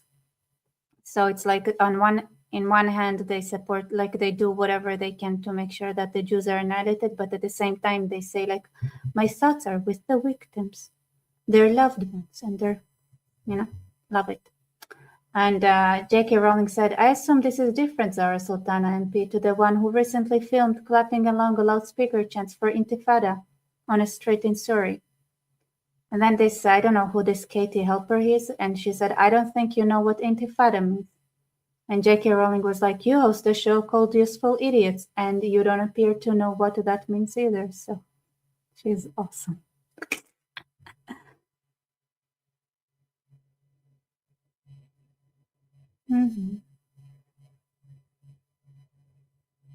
All right.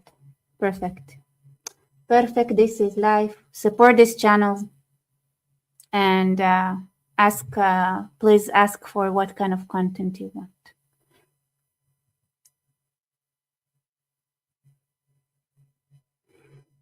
I don't know who that person is just asking me about.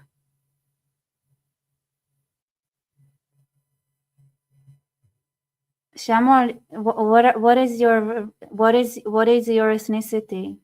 So an ideology. Maybe I can be racist towards you as well.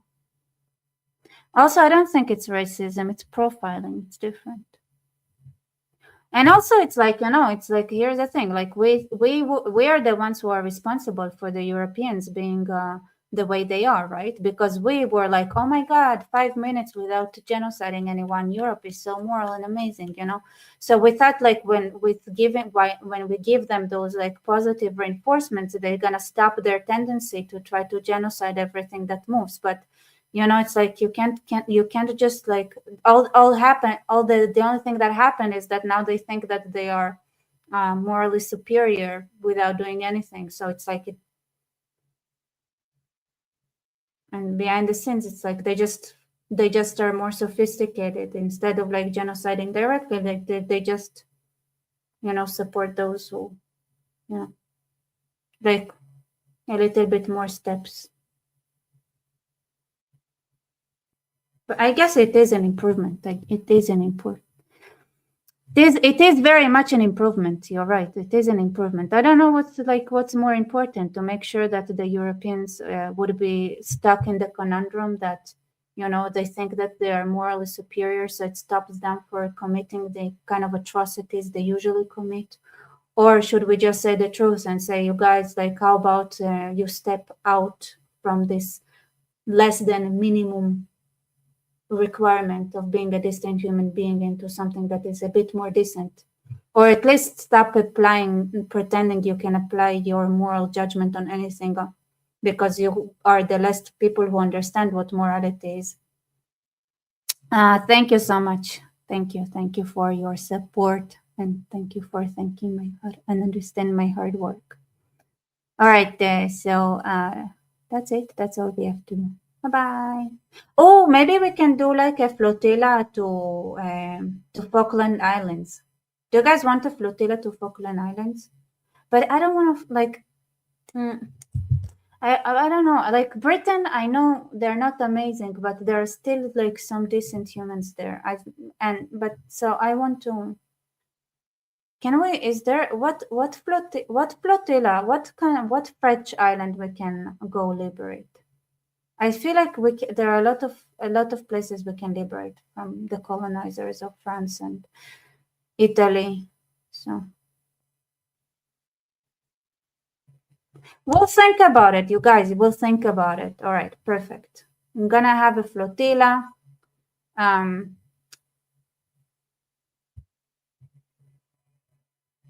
gonna take over, you know. All right, good night, everybody. I mean, before the UK, we need to, like, there is a list of countries that are worse. We need to, first, you know, that's it. Okay. See ya, bye-bye.